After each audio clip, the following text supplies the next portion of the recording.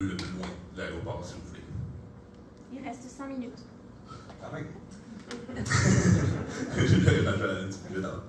Donc, ce qu'il faut comprendre, c'est qu'il y a du bruit partout. Honnêtement, c'est pas toujours plus bruyant qu'à l'aéroport, mais clairement, l'aéroport a une influence. Mais ce qu'il faut comprendre, c'est que c'est bruyant déjà à Saint-Hubert et Longueuil. Je vais passer vite là-dessus, c'est le même constat. En 2022, qu'est-ce qui s'est passé? Bien, il y a quand même une politique du climat sonore de l'aéroport de Montréal, faite par la DHL. Là-dedans, il y a des mesures qui sont proposées pour réduire le niveau sonore. Ceci dit, comme je l'ai dit, il n'y a pas de nouvelle étude pour pouvoir le mesurer. Actuellement, il n'y a rien qui indique que le nombre de mouvements projetés, parce qu'on parle de développement d'aéroports, vont réduire. Au contraire, on pense aussi peut-être que les vols vont être les avions plus gros, peut-être plus de départ aussi. Donc, jusqu'à preuve du contraire, les risques pour la santé qui avaient été identifiés en 2010 sont toujours présents. Maintenant, les recommandations. Je vous l'ai dit, ce qu'on aimerait avoir, c'est une nouvelle étude de bruit. On veut comparer avec 2010 et qu'est-ce qu'on peut faire pour... qu'est-ce qui a été fait? Est-ce que ça a eu un impact? On aimerait avoir une étude qu'on appelle sur les impacts psychosociaux, que je parlais tout à l'heure. Oui, les niveaux de bruit, mais comment les gens autour perçoivent ça? Comment eux le vivent? Après, qu'est-ce qui les gêne et qu'est-ce qu'ils aimeraient améliorer? Troisième chose, on veut s'assurer que les consignes sur les heures de vol soient respectées, et surtout la nuit, pour nous, c'est un incontournable. Ça va de soi, ceci dit. Oui, un comité de gestion de bruit, mais surtout un qui a une meilleure représentation des citoyens, donc plus des citoyens sur le comité. Un processus de collecte et de gestion des plaintes qui est transparent et facilement accessible pour tous. Donc, que le lien Internet pour aller faire une plainte soit facilement trouvable, que les gens qui n'ont pas Internet, qui ont un téléphone pour pouvoir appeler, non pas juste par Internet, et surtout des communications là, périodiques, à savoir combien de plaintes il y a eu, sur quoi elles étaient basées, et qu'est-ce que l'aéroport ou la DHL pourrait faire pour prendre ces plaintes en compte. En parallèle à l'éventuel développement, on demande aussi un système de surveillance des niveaux de bruit, tant des études de bruit que les modélisation NEF dont je parlais tout à l'heure. Ce qu'on veut, c'est à chaque fois qu'il y a un changement majeur, soit de la vocation de l'aéroport, soit l'achalandage ou un nouveau plan résidentiel, qu'il y ait une nouvelle étude. Si c'est stable, une étude aux 5 ans serait suffisante selon nous. Et aussi, avant de penser au développement des activités de l'aéroport, il faut penser à l'aménagement du territoire. On parlait de 9,25 qui est comme le minimum, ou du moins le P qu'on peut tolérer en termes de projection de gêne. On veut quand même s'assurer sont où ces 9,25 actuellement, on ne le sait pas. Ils datent de 2009 les dernières, comme on l'a dit tout à l'heure. On veut établir et imposer des normes d'insonorisation pour les nouvelles résidences qui vont s'y installer. Il faut aussi penser à des subventions peut-être pour les gens qui sont déjà là pour aider à leur insonorisation de leur maison. On demande à repenser, c'était plus stable ça, mais plus à repenser l'implantation d'usages sensibles. On parle tantôt je parlais d'enfants, l'apprentissage, les CPE, les garderies, les écoles, les hôpitaux dans les zones 25 et plus, 9, 25 et plus. Et considérer l'effet additif d'autres sources de bruit, comme je vous disais, les autoroutes, les rails, le chemin de fer, tout ça s'additionne. Et finalement, adopter une approche globale qui vise à la promotion de la santé. Donc, on parle de transport actif, de changement climatique, qualité de l'air, environnement favorable à la santé, etc. Puis pour conclure, j'ai mis un petit extrait qu'il y avait du rapport sur la démarche de participation citoyenne qui est organisée par la DHL, qui disait, c'est bien intéressant, la contribution de l'aéroport au développement économique et régional est reconnue, mais il demeure que l'appui à son développement n'est pas inconditionnel. Puis voici les enjeux qui ont été soulevés, puis je dirais que c'est pas mal ça dont j'ai parlé aujourd'hui. Intégration harmonieuse, climat sonore, traitement des plaintes, qualité de l'environnement et gestion de la sécurité. Merci beaucoup et j'ai laissé les références, si vous voulez, je vais un petit peu plus loin sur ce que j'ai parlé aujourd'hui. Merci. Merci beaucoup.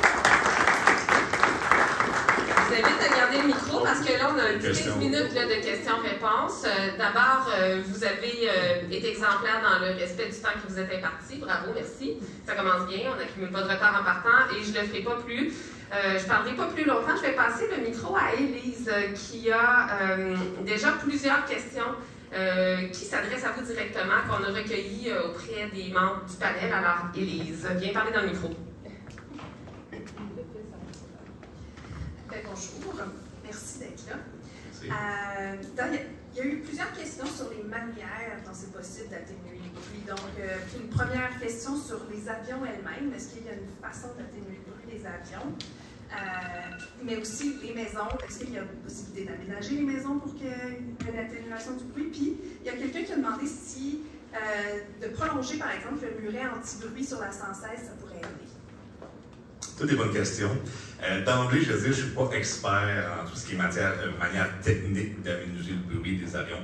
Mais c'est sûr que je sais qu'exemple, il y a des silencieux qui existent pour certains appareils. Pas tous sont capables d'en être munis, mais certains le peuvent. Ça, c'est clair qu'on peut l'encourager. Ensuite, il y a toute une question de la gestion d'un aéroport. Comment les avions, quelles pistes qu'ils utilisent, à quel moment, la vitesse d'atterrissage. Il y a vraiment un roman qu'on peut parler sur le côté technique. J'en suis pas expert, mais oui, il y a des façons de le faire à la source. Pour les maisons existantes, oui, il y a aussi façon de les sonoriser. C'est pour ça qu'on disait qu'on aimerait que la ville songe à faire ou donner des subventions pour le faire. Ben, ça peut être coûteux, mais oui, on peut isoler une maison, non pas juste pour la chaleur, mais aussi pour le son. Donc, l'isolation acoustique.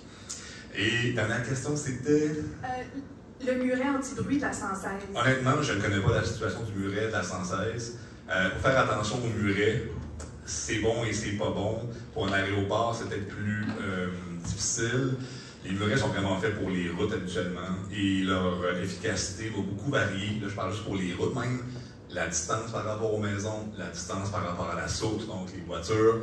Est-ce qu'on est au premier étage? Est-ce qu'on est au deuxième étage? Tout ça influence l'efficacité du mur. Et donc, pour les aéroports, c'est encore plus complexe parce que les avions décollent, donc sont par-dessus les murets. Donc, je vois mal comment un muret aiderait la situation, mais comme je ne connais pas spécifiquement là, ce cas-là. Oui, c'est à peu près ça. Merci. Alors, est-ce que les populations qui vivent autour d'un aéroport sont susceptibles des mots en particulier? Là? Donc,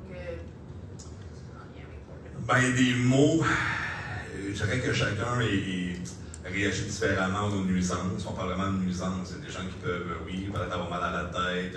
Souvent, c'est comme je disais, c'est plus le côté stress, anxiété, d'avoir un problème et qu'on n'est pas capable de régler. Les effets santé, là, comme j'ai dit, on parle plus là, pour le sommeil, on parle de maladies, style chronique, hypertension, ces choses-là. Après, des réactions, on a parlé tantôt de cortisol, d'adrénaline, c'est des hormones de stress, comment chaque personne le subit, ça peut varier. Je ne suis pas médecin en passant.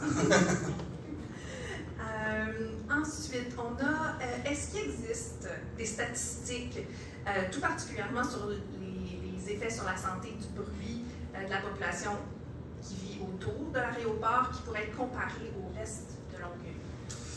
Pas à ma connaissance. Et honnêtement, je crois que c'est difficile à faire. Ces études-là demandent de nombreuses personnes pour être rigoureuses, pour pouvoir comparer à des populations, je veux dire, témoins. Ça prend donc un mode de vie semblable, sans aéroport. C'est compliqué à faire.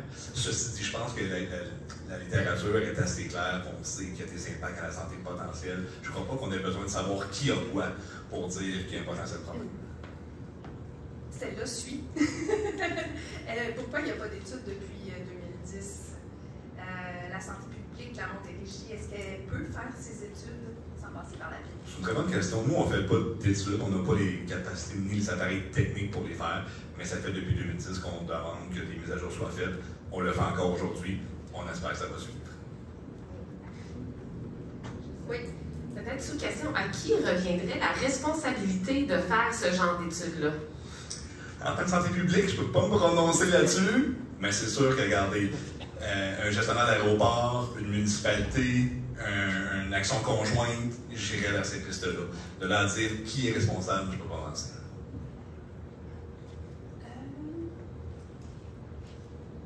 Quel est le niveau de bruit ambiant d'une municipalité sans aéroport là, en Montérégie? Y a-t-il une... C'est une très bonne question. Je ne le sais pas.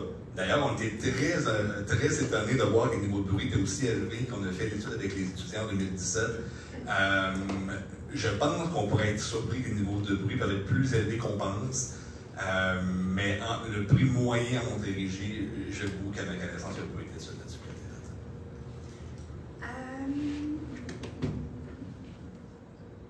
Est-ce qu'il y a une étude en prévision ou c'est quelque chose qui pourrait être fait pour analyser les impacts de l'augmentation des polluants atmosphériques sur la santé, considérant les risques possibles, nonobstant la quantité de ceux-ci dans l'air? Tout est possible. Encore là, nous, on n'a pas les appareils pour mesurer la qualité de l'air, mais ça existe. Là, après, on n'a pas nécessairement de situation avant, temps zéro, donc la comparaison ne peut être pas évidente, mais par contre, on peut avoir une idée de ce qu'il y a présentement. Mais il faut vraiment faire attention parce que oui, les avions, j'allais dire carburant, mais ça pareil, fonctionnent au carburant, mais il y a beaucoup d'autres sources de pollution. J'ai parlé des routes, on est enclavé d'autoroutes et de routes ici en Montérégie. Il y a les chemins de fer, il y a beaucoup de sources de pollution. L'aéroport en est une, mais il y en a beaucoup. Et c'est difficile de discriminer qui émet quoi aussi. C'était la question suivante. Est-ce que vous savez le pourcentage de la pollution qui est générée par... Moi, je ne sais pas, mais j'imagine qu'on est capable d'avoir des chiffres d'émissions. Donc, pas nécessairement la qualité de l'air que les gens respirent, mais une émission contribuable à un secteur. Exemple, avion versus transport, ça doit se trouver. Moi, je ne l'ai pas ce soir, là, mais oui, ça doit pouvoir se trouver. Je vais juste faire le tour, voir si j'en ai pas oublié une. Ici, peut-être que vous ne le savez pas, j'y vais avec votre...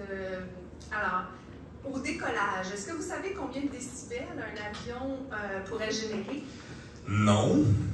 J'ai revu dans la présentation, j'avais une petite échelle des niveaux de bruit selon certaines sources.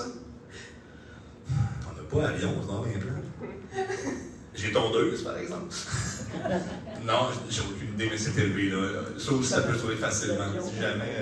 Si jamais pour le panel, là, vous voulez que je revienne, aucun problème, mais oui, c'est sûr que ça peut se trouver. Encore là, ça dépend de l'appareil, ça dépend de la vitesse, ça dépend du vent, de bien des choses, mais de façon moyenne, je pense qu'il y a moins de trouver. Je pense que je vais la poser peut-être à d'autres, peut-être qu'il y en a d'autres qui le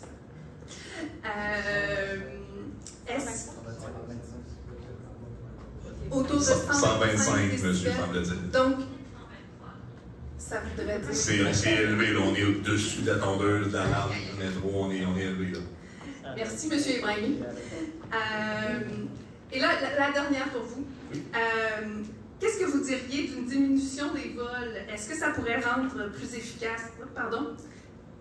Est-ce que pourrait rendre plus efficace ou moins élever les niveaux de bruit, finalement? Je suis désolée. J'avais un peu de difficulté à lire. Ça va. Je dirais qu'intuitivement, je pense qu'on ne va pas être contre. Normalement, si tu as moins de vols, tu t'attends à ce que le niveau sonore soit plus faible. Ceci dit, je reviens à ce que j'ai présenté tout à l'heure. Quand on regarde ici, on avait pour une journée 241 mouvements en haut. En bas, on avait 1176 mouvements. Et sur certains secteurs, c'est pas plus élevé, ce qui est très étonnant. Mais de façon intuitive, oui, je m'attendrais à des niveaux de bruit. Et si ce n'est pas le niveau de bruit global, ça peut être le nombre de passages aussi. Parce qu'on sait que le bruit des avions, tantôt je parlais du niveau sonore recommandé par l'OMS, ce n'est pas les mêmes niveaux que pour les transports routiers, par exemple. Pourquoi? Parce qu'un avion, ça passe une fois de temps en temps, selon ce qu'on est là. Mais c'est plus dérangeant comme bruit qu'un bruit de voiture un petit peu plus constant, je dirais. Et pourquoi ce serait plus dérangeant? Le côté qui est moins constant. Donc, on part d'un niveau faible à très élevé tout d'un coup. Je cherche mes mots là, mais c'est le caractère, pas tonique, mais le côté que c'est pas continu qui fait que c'est pire. Je pense que ça fait le tour des questions pour vous. Est-ce qu'il nous reste un petit peu de temps? Il reste 6 minutes. Est-ce que quelqu'un d'entre vous aurait une question à poser directement? Je pense que ça a fait le tour. Oh! Nicole! En fait, ce que vous venez de dire, ça veut dire que c'est les atterrissages et les décollages qui font la grosse différence de la fréquence. En fait, ce que vous voulez dire, c'est pas tant le nombre d'avions que les manœuvres. Je pense que ça peut en faire partie. Là, on tombe dans une technique que je maîtrise moins, mais évidemment, un nombre d'avions, ça ne veut pas dire nécessairement plusieurs décollages. J'ai fait référence aux écoles de pilotage, par exemple. Bon, c'est un problème qui est un peu différent, mais oui, c'est une partie du problème, mais c'est pas juste ça non plus. Comme je disais, il y a le type d'appareil, il y a la vitesse à laquelle il arrive, il départ et il repart, les vents, selon les stations, selon le vent où ce qui était, ça peut amener plus ou moins de bruit. Il y a beaucoup de facteurs qui font en sorte que le bruit est plus ou moins fort. Merci. Très plaisir. Peut-être une dernière question? Oui, bonjour. Bonjour. Je me demandais, on sait que lorsque les personnes sont exposées, par exemple dans un espace plus restreint, à un bruit qui est quand même assez fort, ça a une tendance à, disons, exposer le nerf auditif, à rendre le nerf auditif un peu plus sensible. Je me demandais si ça ne peut pas être la même chose à la longue avec des avions, avec un bruit comme ça. Est-ce que ce serait possible? Honnêtement, je n'ai pas la réponse. Juste que vous parlez d'endroits clos avec le nerf auditif, j'avoue que je ne suis pas médecin, hein, fait que je ne m'avancerai pas sur cette question-là, malheureusement, je ne vais pas vous répondre. Alors, je crois que ça complète les questions pour vous. Merci beaucoup, M. Drapeau. Peut-être qu'on aura d'autres questions. Vous nous permettez de vous les acheminer par écrit. Tout à fait. Si on en avait d'autres. Parfait. Je vous remercie infiniment. Alors, voilà.